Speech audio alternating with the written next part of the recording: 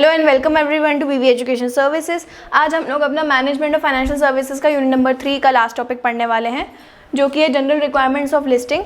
Previous video में हम लोगों ने एक कंपनी के पास कौन कौन से ऑप्शंस होते हैं शेयर्स इशू करने का, first time issue and second time issue, हम लोगों ने उसमें स्टॉक एक्सचेंज के बारे में पढ़ा था।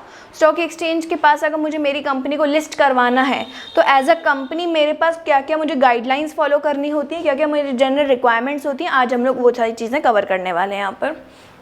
सबसे पहले अगर मैं चाहती हूँ कि मेरी कंपनी जो है स्टॉक एक्सचेंज के साथ लिस्ट हो, तो वहाँ पर एमओए होना चाहिए मेरे पास कंपनी का। एमओए का मतलब क्या होता है? कंपनी का जब फॉर्मेशन होता है तो उस टाइम हम लोगों को कुछ डॉक्यूमेंट्स बनवानी पड़ती हैं, जिसमें से एक डॉक्यूमेंट, सबसे most important document of the any company is MOA, memorandum of association. MOA क्या होता है?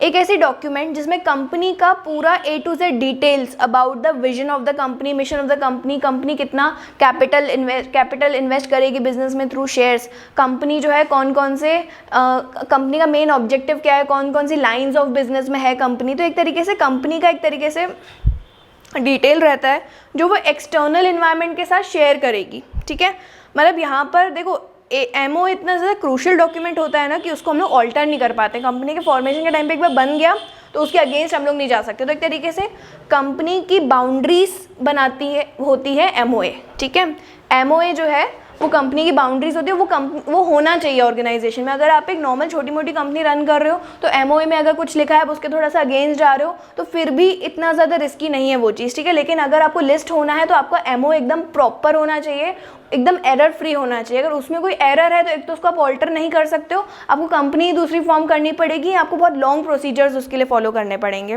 तो MOA is the most crucial document of the company. तो एमओए होना चाहिए अगर आपको लिस्ट होना है तो।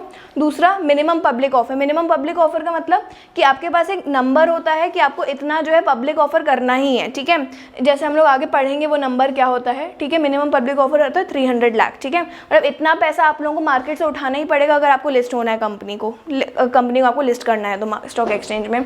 दूसरा, स्टैंडर्ड डिनोमिनेशन। जो आपके इक्विटी शेयर्स होते हैं वो 107 रुपीज़ ईच होते हैं और जो आपके प्रेफरेंस शेयर्स होते हैं वो 100 रुपये ईच होता है। ठीक, तो ये आपको डिनोमिनेशन फॉलो करना है। आप अपने हिसाब से कोई भी वैल्यू नहीं रख सकते हो लिस्ट होने के लिए। ठीक है, इनिशियली आपको ये फिगर्स पर ही वर्क करना है। जब आप फर्स्ट टाइम शेयर्स इशू करो तो इन रेट्स पर ही आप करोगे। ठीक है, आपको मतलब ये डिनोमिनेशंस ही फॉलो करना है। These are the standard denominations if you want to get registered, if you want to get listed on the stock exchange.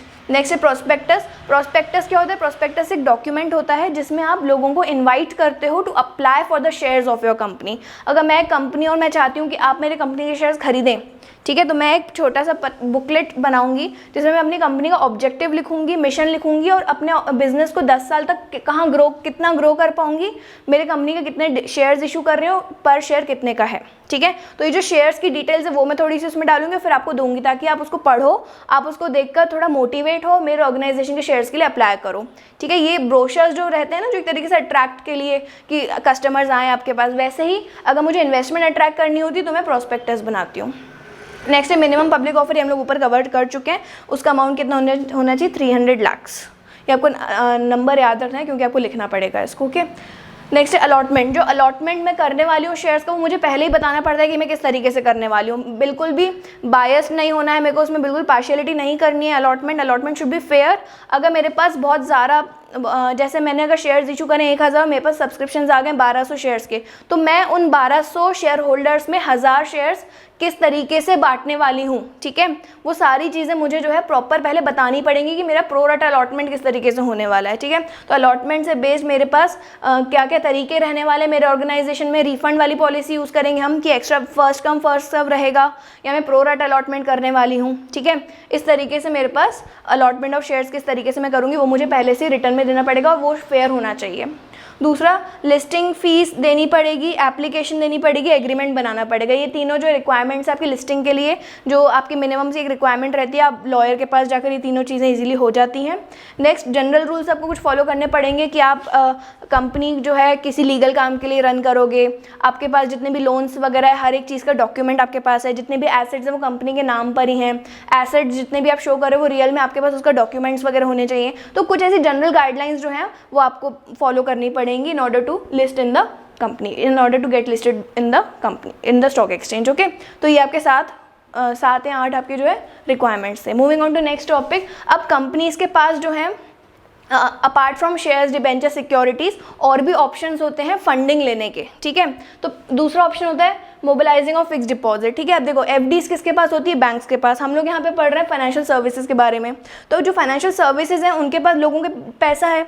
अब देखो एक बैंक अर्न कैसे करता है, बैंक हो या एक फाइनेंशियल सर्विस ऑर्गेनाइजेशन हो, कैसे अर्न करता है, जितने भी लोगों के पास पैसे रहते हैं वो एफडी वगैरह करवा के अपने बैंक में रखते हैं। और उस एफडी का ऐसा कैसे होता है कि बैंक आपको, आप एफडी जब बनवाते हो, समझो मैंने अगर आज एफडी बनाई है 10,000 रुपये की, मेरे 10,000 रुपये 5 साल तक बैंक के पास ब्लॉक हो गए, एक सर्टन रेट मुझे 5 साल बाद प्रिंसिपल अमाउंट प्लस मेरा इंटरेस्ट मेरे को साथ में मिलता है। तो 5 साल तक बैंक मेरे पैसे को रखे रखे ग्रो नहीं करता, वो उसको कहीं ना कहीं इन्वेस्ट करता है। तो यहाँ पर हम लोग क्या एक फाइनेंशियल सर्विसेज के पॉइंट ऑफ व्यू से देख रहे हैं कि वो पैसे किस तरीके से आगे फॉरवर्ड करती है। तो अगर हम सब जनरल हाउस होल्ड वाले लोगों ने उनके पास एफडीज बनवाई हैं तो इस एफडी को ही वो मोबिलाइज करती है, ठीक है। मोबिलाइज कैसे करती है, बिजनेसमैन को देकर। बिजनेसमैन इसको एज अ लोन लेते हैं, ठीक है। लोन पर इंटरेस्ट, समझो अगर मैं 8% ले रही हूँ बिजनेसमैन से, तो मैं मतलब जो जनरल पब्लिक होती है उसको हम लोग 4% देते हैं। बीच की जो 4% की इनकम होती है वो मतलब बीच का जो 4% रहता है वो बैंक की इनकम होती है। तो इस तरीके से जो फाइनेंशियल सर्विसेज हैं वो मोबिलाइज करती हैं किसको, एफडीज को। तो एफडीज भी जो है एक तरीके से एक प्रोडक्टिव यूज में पुट हो जाती है, ठीक है। तो mobilizing of fixed deposits. Next है inter corporate loans, inter corporate deposit. Inter corporate loans का मतलब क्या होता है, जब 2 कंपनीज एक दूसरे को लोन ऑफर करती हैं, ठीक है। अगर मेरे पास इतने ज़्यादा डॉक्यूमेंटेशन नहीं है, मुझे इमरजेंसी में पैसा चाहिए, तो मैं दूसरी कंपनी के पास भी जा सकती हूँ लोन लेने के लिए। लेकिन अब दूसरी कंपनी जो है मुझे कौन सा पैसा लोन देगी, जो उसने एकदम फाइनेंशियल इंस्टीट्यूशन से लोन लिया हुआ है ऑलरेडी। तो वो सारे जो है एक ये भी तरीका होता है कंपनी के पास फंडिंग का, जब वो किसी भी फॉर्मल सोर्स से पैसा नहीं ले पाती तो वो किसी भी इनफॉर्मल सोर्स से या किसी दूसरी कंपनी से भी लोन बोरो कर सकती है, जिसको हम लोग इंटर कॉर्पोरेट लोन्स या इंटर कॉर्पोरेट डिपॉजिट्स बोलते हैं, ठीक है। तो I hope these 3 topics were clear to you. Thank you for watching the video.